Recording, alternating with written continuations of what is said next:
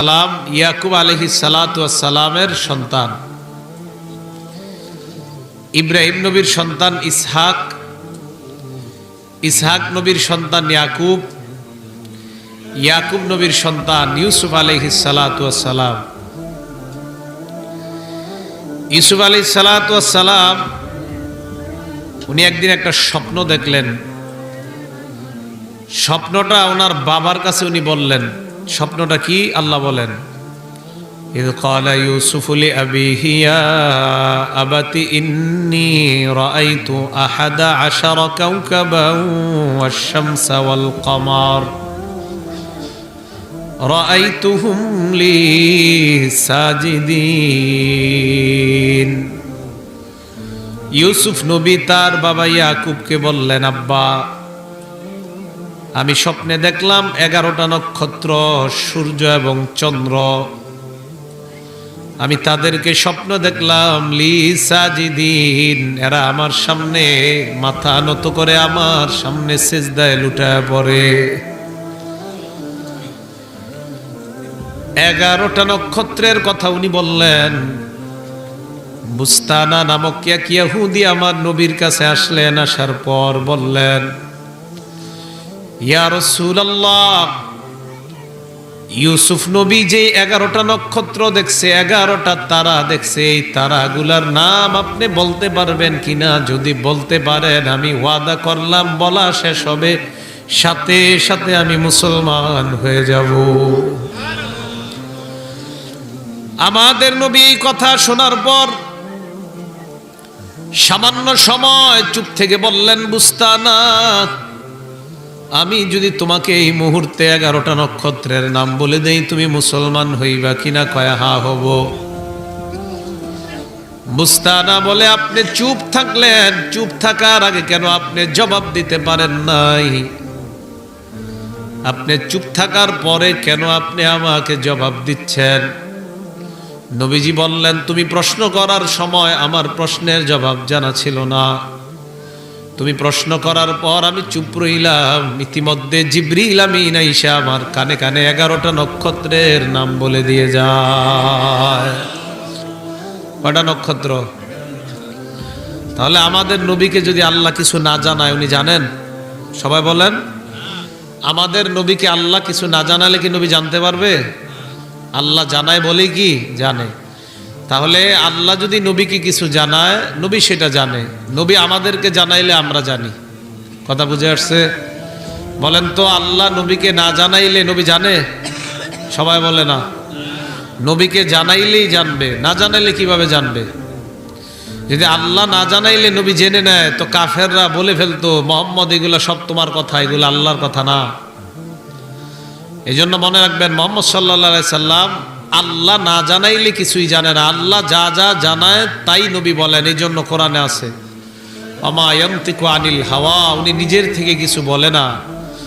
In হুয়া ইল্লা ওয়াহয়ু ইউহা, ওনার কাছে ওহী আসে, ওই ওহী উনি জনগণের সামনে উপস্থাপন করে দেয়। তাহলে মুহাম্মদ সাল্লাল্লাহু আলাইহি সাল্লাম, অনেকে আপনাদেরকে বলতে শোনা যায় উনি গায়েব জানে। কি জানে? বলেন। গায়েব বুঝেন কারে কয়? গায়েব জানে যে বলেন এই কথাটা, এই কথা বলার সাথে সাথে কিন্তু ঈমানের মধ্যে খটকা এসে যায়, আল্লাহর সাথে শিরিক হয়ে যায়। মনে রাখবেন, আলিমুল গায়েব বলতে যা বুঝায় এটা একমাত্র একজন, তিনি হলেন আল্লাহ। আল্লাহ কিছু জানাইলে যদি কেউ জানে, মাধ্যম সহ কিছু জানলে এটাকে আলিমুল গায়েব বলে না। যদি মাধ্যম সহ জানলে গায়েব জানা হয়, তো আমি আপনি আমরাও গায়েব জানি। কারণ নবী আম করে কত কিছু বলছে, এই যে আমি আপনাদের সামনে যা বলবো এগুলো তো নবীর থেকেই জানছি, শিখছি, তো আমিও কি গায়েব জানি? তাহলে কেউ জানাইলে যদি কেউ জানে, এটাকে বলা হয় না যে উনি আলিমুল গায়েব। আলিমুল গায়েব একমাত্র একজন আল্লাহ। কথা স্পষ্ট, আল্লাহ যা বলে নবী সেটা আমাদেরকে জানায়া দেয়। আল্লাহ যদি না বলে, নবী কিছুই বলতে পারবে না। এই যে বুস্তানা প্রশ্ন করলো, আপনি কি 11টা নক্ষত্রের নাম বলতে পারবেন? নবী চুপ রইলেন। একটু পরে মুখ খুললেন, কয় আপনি এখন কথা বলছেন কেন? কয় কারণ ইতিমধ্যে আল্লাহর পক্ষ থেকে জিবরাইল কানে কানে আইসা 11টা নক্ষত্রের নাম বলে দিস। বুস্তানা নামক ইয়াহুদি কয় তাহলে 11টা নক্ষত্রের নাম বলে দেন। আমিও আপনাদের সামনে বলবো, মুখস্থ রাখতে পারবেন আপনারা? 1 নাম্বার তারার নাম হলো জিরিয়ান। কি নাম? দ্বিতীয় তারার নাম হলো তারিক। 3 নাম্বার তারার নাম হলো দাইয়াল। কি নাম? 4 নাম্বার তারার নাম হলো আমুদান বা উমুদান। 5 নাম্বার তারার নাম হলো উসাব, সাদিয়া ওয়াউসা আলিফ বা উসাব। 6 নাম্বার তারার নাম হলো কবিস, কফ আলিফ বা সিন কবিস। 7 নাম্বার তারার নাম হলো জুলকাতিফাইন। 8 নাম্বার তারার নাম হলো জুলফারগি অথবা আল ফারগু ফারগাইন। 9 নাম্বার তারার নাম সরুহ।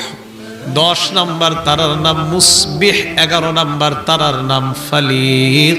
11টা তারার নাম বলার সাথে সাথে ইহুদি কালিমা পড়ে মুসলমান হয়ে যায়। নবীজি 11টা তারার নাম শোনায় দিছে।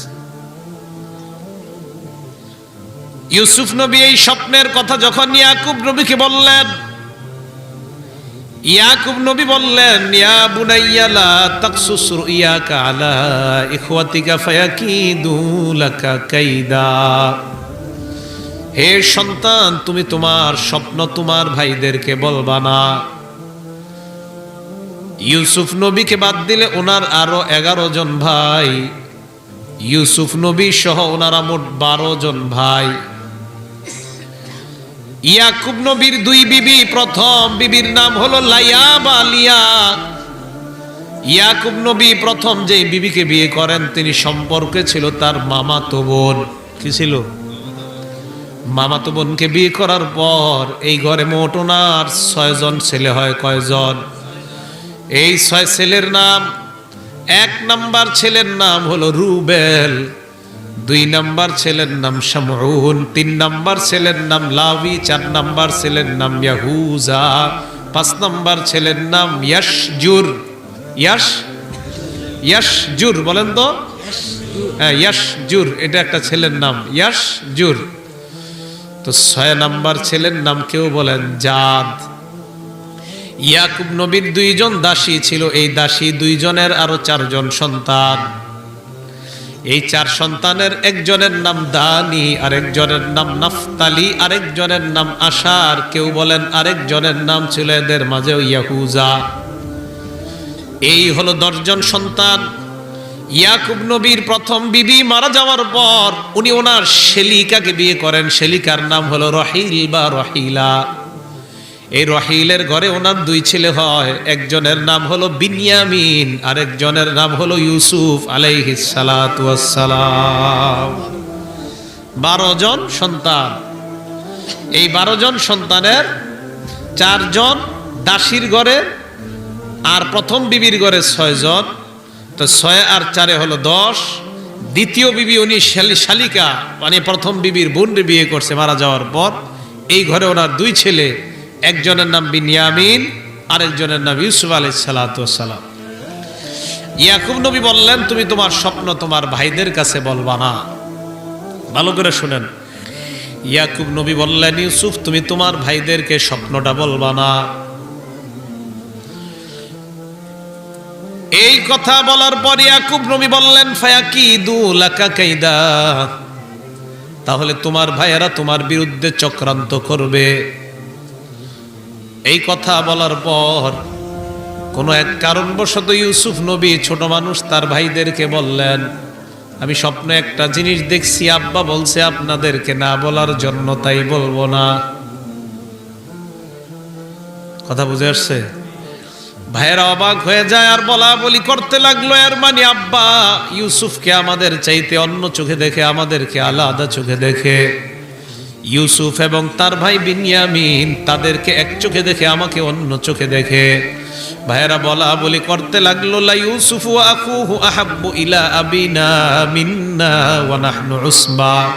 আমার ভাই ইউসুফ এবং বিনিয়ামিন আব্বার কাছে আমাদের চাইতে বেশি প্রিয়, অথচ আমরা 10 জনের একটা শক্তিশালী দল।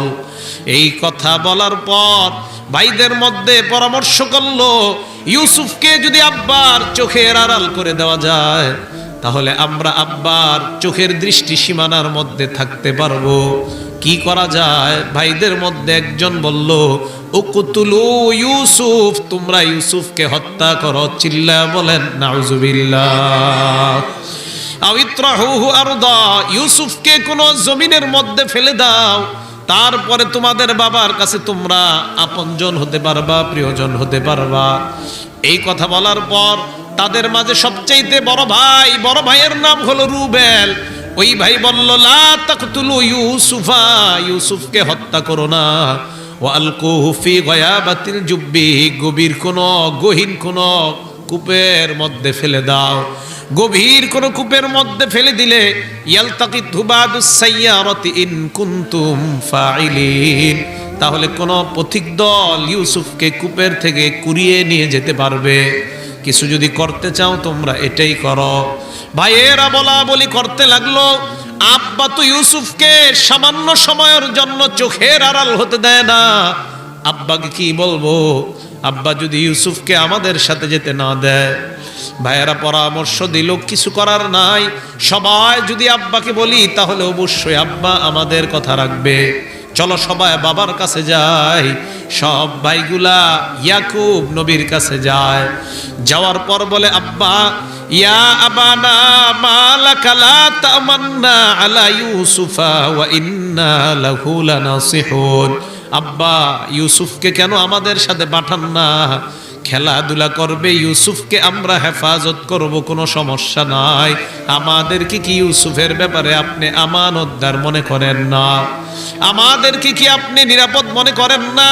আমাদের ছোট একটা ভাই, এই ভাইটা আমাদের সাথে যাবে, আমাদেরকে কি আপনি বিশ্বাস করতে পারেন না? ইয়াকুব নবী জবাব দেয়, কি বলতে চাও বলো। কয়, আব্বা আরসিলহু মানা গদা ইয়ারতা ওয়া ইয়ালআব, আগামীকাল ইউসুফকে আমাদের সাথে পাঠান। ইয়ারতা ওয়া ইয়ালআব মানে খেলাধুলা করবে। ওয়া ইন্না লাহু লাহাফিজুন, ইউসুফকে দেখাশোনার দায়িত্ব আমরা নিয়ে নিলাম। ইউসুফকে আমরা যথাযথ হেফাজত করব।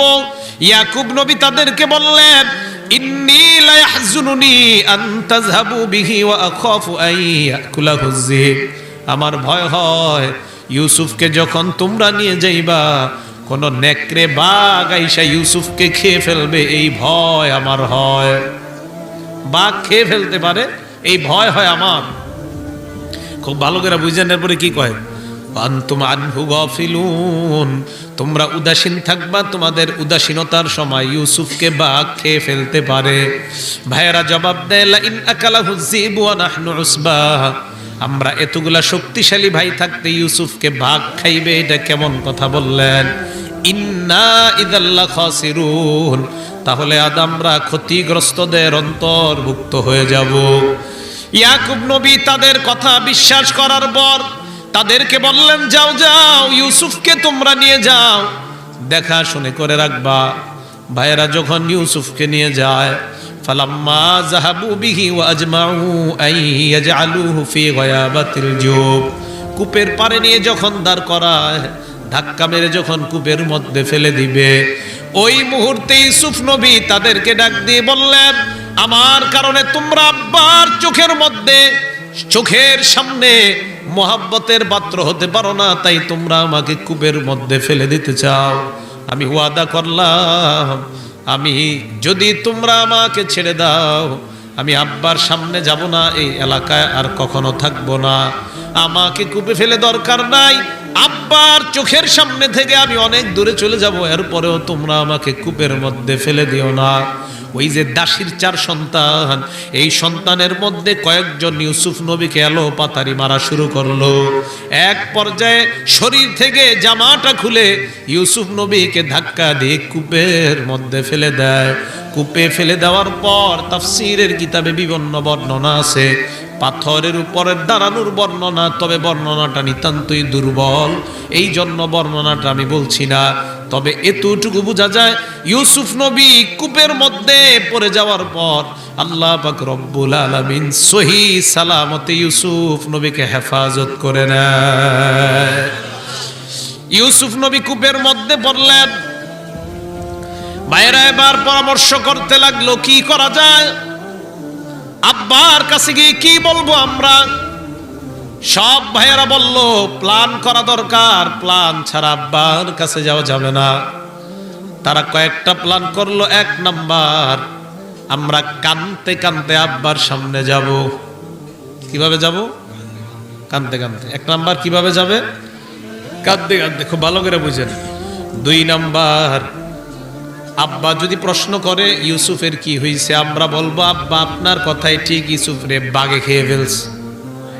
বাবা না বলছে বাঘে খেয়ে ফেলতে পারে। 2। 3, আব্বা যদি বলে কোনো প্রমাণ আছে কিনা, ইউসুফের জামাটা নিয়ে যায়, একটা প্রাণী জবাই করে, জবাই করার পর ওই প্রাণীর মধ্যে রক্ত যে বের হয়, ওই রক্তটা ইউসুফের জামায় লাগায়, এই রক্ত মাখা জামা আব্বার সামনে পেশ করব।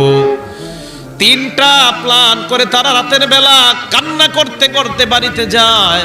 আল্লাহ বলেন ওয়াজাউ আবাহুম ইশাআন ইয়াবকুন, কান্না করতে করতে রাতের বেলা তারা বাড়িতে যায়। এই যে কান্না করতে করতে যায়, কোরআনে কথাটা কার?